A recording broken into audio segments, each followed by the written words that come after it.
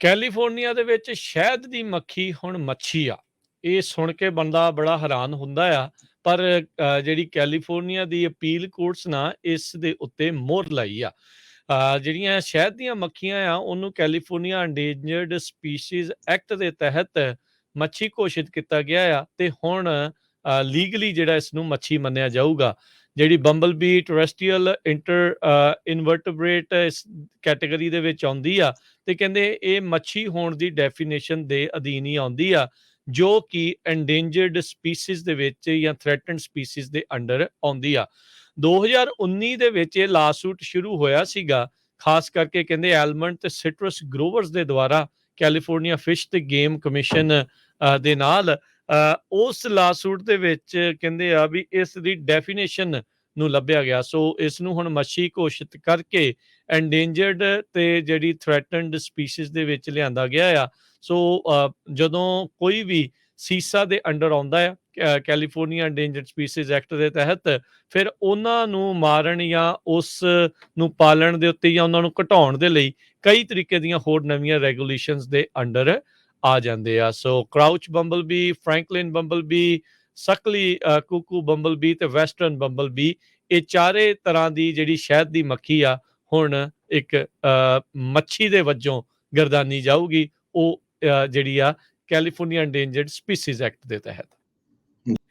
California ਦੇ ਵਿੱਚ ਸ਼ਹਿਦ ਦੀ ਮੱਖੀ ਹੁਣ ਮੱਛੀ ਆ। ਇਹ ਸੁਣ ਕੇ ਬੰਦਾ ਬੜਾ ਹੈਰਾਨ ਹੁੰਦਾ ਆ। ਪਰ ਜਿਹੜੀ ਕੈਲੀਫੋਰਨੀਆ ਦੀ ਅਪੀਲ ਕੋਰਟਸ ਨਾ ਇਸ ਦੇ ਉੱਤੇ ਮੋਹਰ ਲਾਈ ਆ। ਜਿਹੜੀਆਂ ਸ਼ਹਿਦ ਦੀਆਂ ਮੱਖੀਆਂ ਆ ਉਹਨੂੰ ਕੈਲੀਫੋਰਨੀਆ ਇੰਡੇਂਜਰਡ ਸਪੀਸੀਜ਼ ਐਕਟ ਦੇ ਤਹਿਤ ਮੱਛੀ ਘੋਸ਼ਿਤ ਕੀਤਾ ਗਿਆ ਆ ਤੇ ਹੁਣ ਲੀਗਲੀ ਜਿਹੜਾ ਇਸ ਨੂੰ ਮੱਛੀ ਮੰਨਿਆ ਜਾਊਗਾ। ਜਿਹੜੀ ਬੰਬਲ ਬੀ ਟਰੈਸਟਰੀਅਲ ਇਨਵਰਟਬਰੇਟ ਇਸ ਕੈਟਾਗਰੀ ਦੇ ਵਿੱਚ ਆਉਂਦੀ ਆ ਤੇ ਕਹਿੰਦੇ ਇਹ ਮੱਛੀ ਹੋਣ ਦੀ ਡੈਫੀਨੇਸ਼ਨ ਦੇ ਅਧੀਨ ਹੀ ਆਉਂਦੀ ਆ, ਜੋ ਕਿ ਐਂਡੇਂਜਰਡ ਸਪੀਸੀਜ਼ ਦੇ ਵਿੱਚ ਜਾਂ ਥ੍ਰੈਟਨਡ ਸਪੀਸੀਜ਼ ਦੇ ਅੰਡਰ ਆਉਂਦੀ ਆ। 2019 ਦੇ ਵਿੱਚ ਇਹ ਲਾਸੂਟ ਸ਼ੁਰੂ ਹੋਇਆ ਸੀਗਾ, ਖਾਸ ਕਰਕੇ ਕਹਿੰਦੇ ਐਲਮੰਡ ਤੇ ਸਿਟਰਸ ਗਰੋਵਰਸ ਦੇ ਦੁਆਰਾ ਕੈਲੀਫੋਰਨੀਆ ਫਿਸ਼ ਤੇ ਗੇਮ ਕਮਿਸ਼ਨ ਦੇ ਨਾਲ।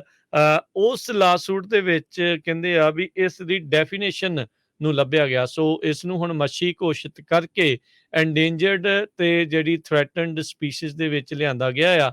ਸੋ ਜਦੋਂ ਕੋਈ ਵੀ ਸੀਸਾ ਦੇ ਅੰਡਰ ਆਉਂਦਾ ਆ ਕੈਲੀਫੋਰਨੀਆ ਇੰਡੇਂਜਰਡ ਸਪੀਸੀਜ਼ ਐਕਟ ਦੇ ਤਹਿਤ, ਫਿਰ ਉਹਨਾਂ ਨੂੰ ਮਾਰਨ ਜਾਂ ਉਸ ਨੂੰ ਪਾਲਣ ਦੇ ਉੱਤੇ ਜਾਂ ਉਹਨਾਂ ਨੂੰ ਘਟਾਉਣ ਦੇ ਲਈ ਕਈ ਤਰੀਕੇ ਦੀਆਂ ਹੋਰ ਨਵੀਆਂ ਰੈਗੂਲੇਸ਼ਨਸ ਦੇ ਅੰਡਰ ਆ ਜਾਂਦੇ ਆ। So ਕਰਾਊਚ bumble B, Franklin bumble B, Suckley cuckoo bumble B ਤੇ ਵੈਸਟਰਨ ਬੰਬਲ ਬੀ, ਇਹ ਚਾਰੇ ਤਰ੍ਹਾਂ ਦੀ ਜਿਹੜੀ ਸ਼ਹਿਦ ਦੀ ਮੱਖੀ ਆ ਹੁਣ ਇੱਕ ਮੱਛੀ ਦੇ ਵਜੋਂ ਗਰਦਾਨੀ ਜਾਊਗੀ, ਉਹ ਜਿਹੜੀ ਆ ਕੈਲੀਫੋਰਨੀਆ ਇੰਡੇਂਜਰਡ ਸਪੀਸੀਜ਼ ਐਕਟ ਦੇ ਤਹਿਤ। ਕੈਲੀਫੋਰਨੀਆ ਦੇ ਵਿੱਚ ਸ਼ਹਿਦ ਦੀ ਮੱਖੀ ਹੁਣ ਮੱਛੀ ਆ। ਇਹ ਸੁਣ ਕੇ ਬੰਦਾ ਬੜਾ ਹੈਰਾਨ ਹੁੰਦਾ ਆ। ਪਰ ਜਿਹੜੀ ਕੈਲੀਫੋਰਨੀਆ ਦੀ ਅਪੀਲ ਕੋਰਟਸ ਨਾ ਇਸ ਦੇ ਉੱਤੇ ਮੋਹਰ ਲਾਈ ਆ।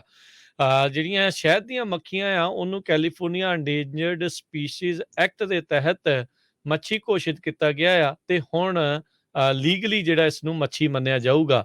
ਜਿਹੜੀ ਬੰਬਲ ਬੀ ਟਰੈਸਟਰੀਅਲ ਇਨਵਰਟਬਰੇਟ ਇਸ ਕੈਟਾਗਰੀ ਦੇ ਵਿੱਚ ਆਉਂਦੀ ਆ ਤੇ ਕਹਿੰਦੇ ਇਹ ਮੱਛੀ ਹੋਣ ਦੀ ਡੈਫੀਨੇਸ਼ਨ ਦੇ ਅਧੀਨ ਹੀ ਆਉਂਦੀ ਆ, ਜੋ ਕਿ ਐਂਡੇਂਜਰਡ ਸਪੀਸੀਜ਼ ਦੇ ਵਿੱਚ ਜਾਂ ਥ੍ਰੈਟਨਡ ਸਪੀਸੀਜ਼ ਦੇ ਅੰਡਰ ਆਉਂਦੀ ਆ। 2019 ਦੇ ਵਿੱਚ ਇਹ ਲਾਸੂਟ ਸ਼ੁਰੂ ਹੋਇਆ ਸੀਗਾ, ਖਾਸ ਕਰਕੇ ਕਹਿੰਦੇ ਐਲਮੰਡ ਤੇ ਸਿਟਰਸ ਗਰੋਵਰਸ ਦੇ ਦੁਆਰਾ ਕੈਲੀਫੋਰਨੀਆ ਫਿਸ਼ ਤੇ ਗੇਮ ਕਮਿਸ਼ਨ ਦੇ ਨਾਲ। ਉਸ ਲਾਸੂਟ ਦੇ ਵਿੱਚ ਕਹਿੰਦੇ ਆ ਵੀ ਇਸ ਦੀ ਡੈਫੀਨੇਸ਼ਨ ਨੂੰ ਲੱਭਿਆ ਗਿਆ, ਸੋ ਇਸ ਨੂੰ ਹੁਣ ਮੱਛੀ ਘੋਸ਼ਿਤ ਕਰਕੇ ਐਂਡੇਂਜਰਡ ਤੇ ਜਿਹੜੀ ਥ੍ਰੈਟਨਡ ਸਪੀਸੀਜ਼ ਦੇ ਵਿੱਚ ਲਿਆਂਦਾ ਗਿਆ ਆ।